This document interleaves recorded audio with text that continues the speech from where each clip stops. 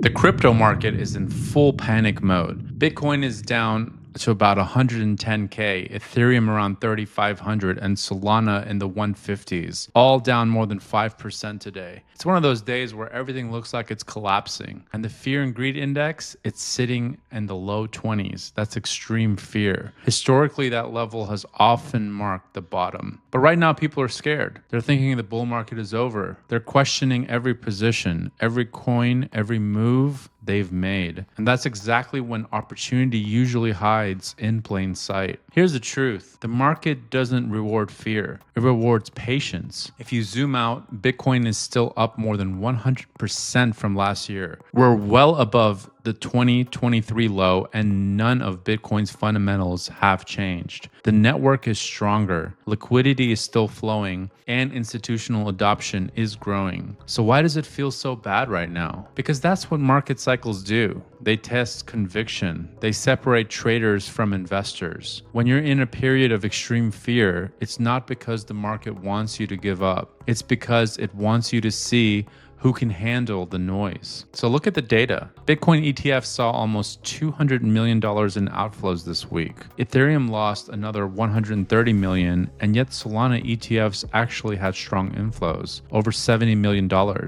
That tells you something. Institutions aren't running away. They're rotating. They're taking advantage of fear to rebalance positions and scoop up what retail traders are throwing away. Meanwhile, retail is almost completely gone. Most small investors have shifted back to stocks or are sitting on the sidelines and scared of losing more. Over $1 billion in liquidations hit the market in the last 24 hours. Most from traders using crazy leverage, 10, 20, even 100x leverage. They thought they could outsmart the market, but the market humbled them. And that's another lesson. Patience beats gambling. Always, if you've been in crypto for a while, you've seen this before. Extreme fear isn't new. It came at the bottom in 2020, 2022, 2023, and again in early 2024. Every single time the same thing happened. The market scared out people, then it rewarded the ones who stayed calm. Right now, institutions like BlackRock are still calling Bitcoin a global scarce monetary instrument. Standard Chartered's CEO just revealed that 30% of his personal assets are in Bitcoin. These are not people who panic because of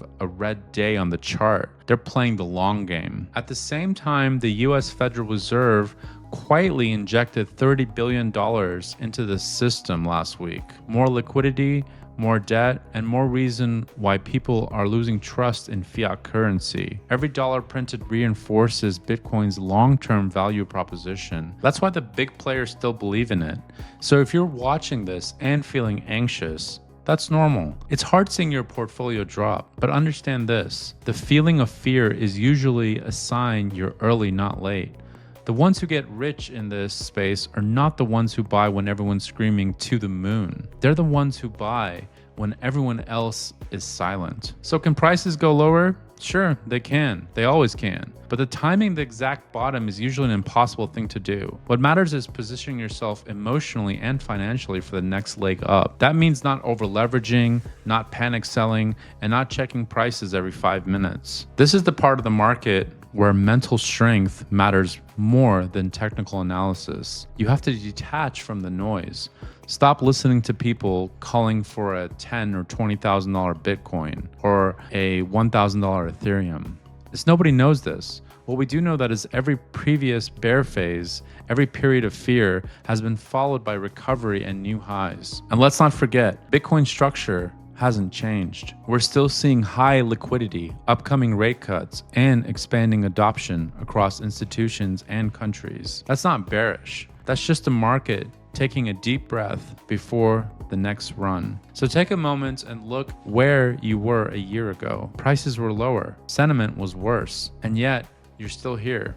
That's strength. That's conviction. In markets like this, your biggest enemy isn't red candles. It's your own fear. The people who win are the ones who can sit through pain without letting emotion drive their decisions. Whales and smart money know this. They use fear as an accumulation tool. They wait until retail gives up, then they buy everything cheap. That's how the cycle repeats. So what should you do in these situations? Simplify, zoom out, Believe in the technology. If you believe in Bitcoin's long-term purpose, then these moments are gifts. Uncomfortable gifts, but still gifts. And don't let social media noise dictate your strategy. Focus on building patient, consistent, and mental resilience. Crypto is brutal, but it rewards those who can endure its storms. Remember, extreme fear doesn't last forever. It never does. And when it shifts, it happens fast. So stay calm. Let everyone else panic if they want to, because history has proven